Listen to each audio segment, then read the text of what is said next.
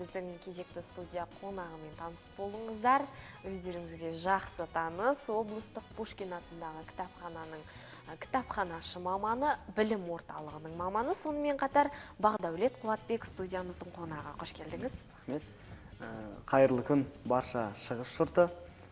Көктемнің әдемі ақ жауынмен бірге барлығымыз көңіл күйіміз бүгінгі күні жақсы болады деп айтамын. Бүгінгі күннің сәттілігін және жеңісті өткен тілеймін. Біз де тілейміз сәттілікті сізге деген. Енді ауа райы деп жатырмыз, көбінесе өзіңізге қандай ауа райы ұнайды, Бақдәулет мырза? Ауа райы барша болғандықтан ауа райы қызықты өтетін, яғни қызықты өту үшін ашық ауа райлар өзіме көбінесе ұнайды. Яғни қатты күн қапырықты ыстық емес, желсіз, табиғат аясында еркін тыныс алатын ауа райлар жанға жай болып келеді. Еркін ауа райлар өте жақсы. Енді біздің кезекті тақырып кітапханадағы аудио кітап жазу төңірегіндегі. Бұл осы жылғы 2019 жылы біздің кітапханамыздың үлкен жетістіктерінің бірі, яғни балалар үшін. Себебі біз бүгінгі таңда балалар үшін өте көп жұмыстар атқарудамыз. Осыған дейін оларға арналған тест тапсырмалары, викторина жобалар, бірнеше конкурстар ұйымдастырған болатынбыз. Олардың барлығы мақсаты балалардың қызығушылығын ояту, сол қызығушылықтар арқылы олардың кітапқа деген құлшыныстарын арттыру болып табылатын. Енді осы орайда дәл қазіргі кезде мойындауымыз керек, балалардың өте көп бөлігі интернетке тәуелді. Интернетке тәуелділік тек қана жаман әсер етіп жатқан жоқ, әрине сол арқылы олар өз сабақтарын орындауда, басқа да жұмыстарда белсенділік танытуда. Сол мақсатпен біз балаларды тағы да бір ерекше креативті оймен жеткізейік, балаларды тағы да кітап оқуға тартайық деген мақсатпен аудио кітапты жарыққа шығардық. Яғни осы 2019 жылдан бастап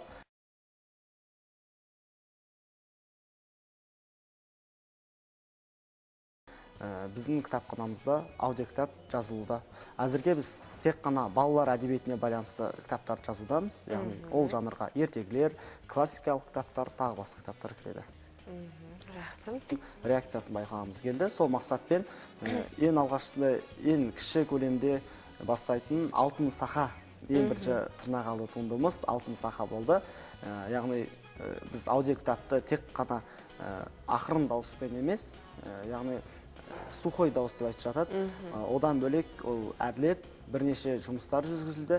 Нәтижесінде біз өзіміздің ВК-дағы немесе Фейсбуктағы басқа да әлеуметтік парақшаларымызға жарияладық. Нәтижесінде біз комментарийдан, басқа да бөліктерден бізге жекеде сообщениелер келіп жатты. Яғни оқырмандарымыз әлі де болсын қызығушылығын танытуда. Себебі қарапайым ғана аналар айтады, мысалы, жатар алдында тыңдап жатады балалар. Олар әрқашан осы кітаптар жайлы айтып жүреді күндіз деген сияқты. Өйткені ол аудио кітап өте ыңғайлы болып келеді. Ол кез келген жерде қолдана алады. Кез келген автобуста отырып та наушникпен, яғни құлаққаппен де пайдалана алады. Сол себепті ең бірінші тырнақалды туындымыз ерте үздік болды. Одан кейін кең көлемді Қаратай батыр деп аталатын халық ауыз әдебиетінен алынған ертегі кітап жазылып шықты. Бұл кітап 20-25 минут аралығын қамтыды. Өте ұзақ форматты кітаптардың бірі болды. Одан соң бірнеше қызықты балалардың қызықтыра тудыратын Ортоқпақ, өзіміздің Алдар Көсеге байланысты аудио кітаптарымыз.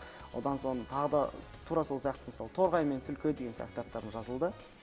Сондай-ақ бұл кітапты жазу барысында бізге бірнеше жастар орталығының өкілдері келіп қол ұштарын берді. Себебі барша біледі, аудио кітап жазу бұл да оңай шаруа емес екен. Бірнеше автор керек болады, бірнеше актерлардың дауысы керек болады. Сол мақсатпен бізге біздің кітапханамыздағы жастар ұйымы, Тастүлек, Ақиық, Шаңырақ, Барыс сияқты ұйымдардың жастары бізге қолдау білдірді. Және де біздің басқа да кітапханамызға келген өз қызығушылығын танытқан балалар әдебиетіне үлес қосам деген жастар болса да, ол кісілер аянбады. Өз еңбектерін осылайша көрсетіп отырды. Бірден қабылдап кетті аудитория? Аудитория оңай қабылдады. Жақсы.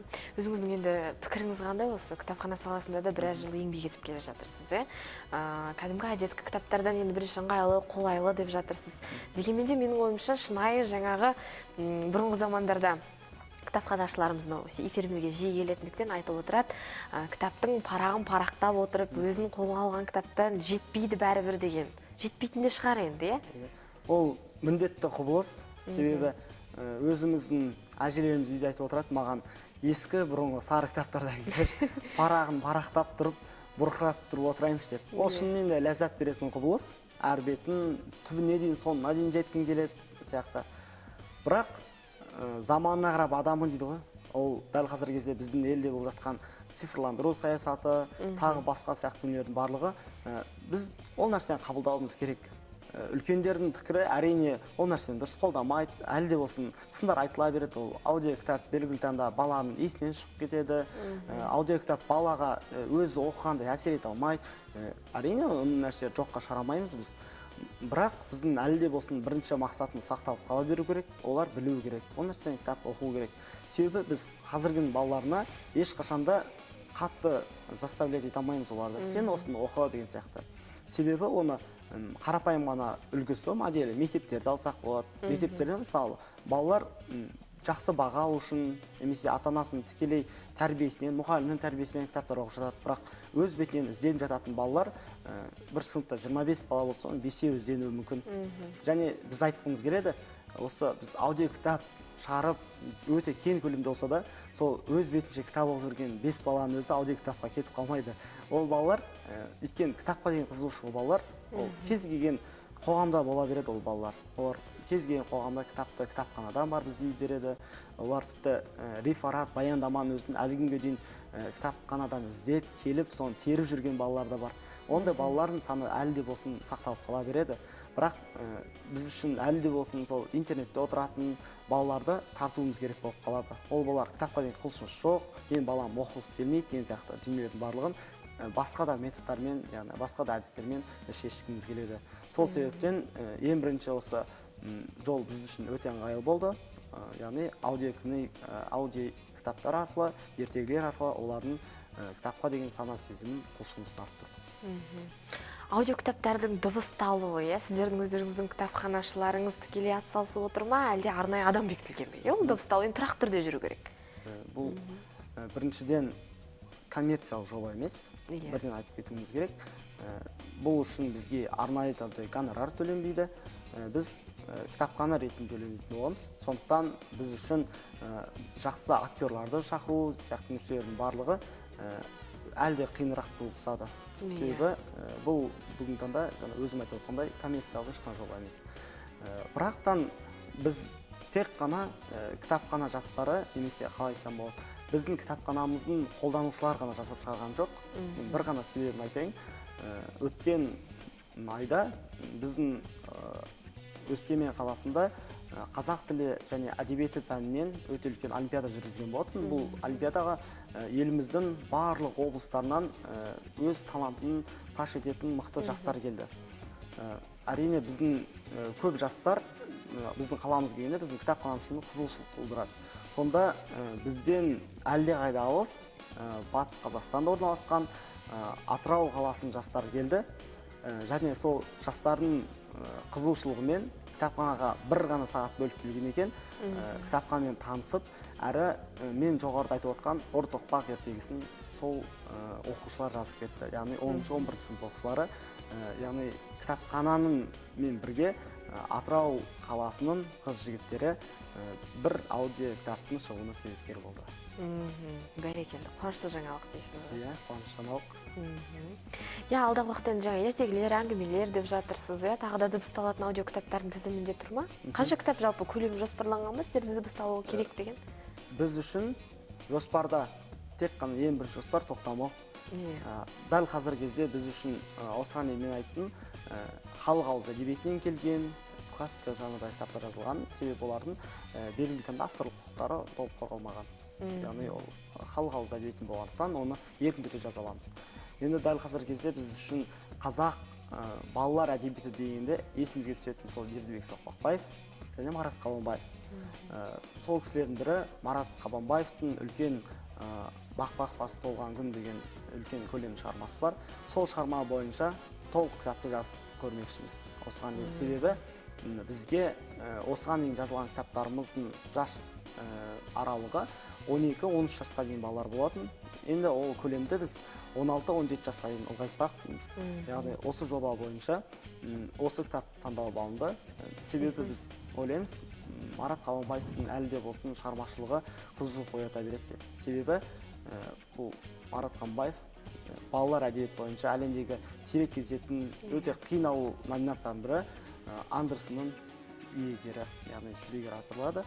Яғни әлем балалар ертегілеріне, әдебиетіне үлес қосқан қазақтың көрнекті жазушысы деп айтсақ болады.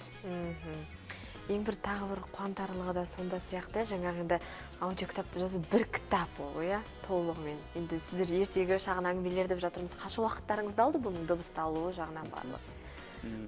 Егер барлық жазушылар, яғни аудио кітапқа толық атсалысатын кісілердің барлығы бізге шамамен 2-3 сағат уақыт кетеді. Кемінде 2-3 сағат уақыт кетеді. Bir күн жүрген кездерімізде болған. Себебі оны тек қана оқи салу өте қиын шаруа. Себебі ол біріншіден тыңдап отырған адам жалықтырып жіберуі мүмкін, ол әбден мүмкін нәрсе.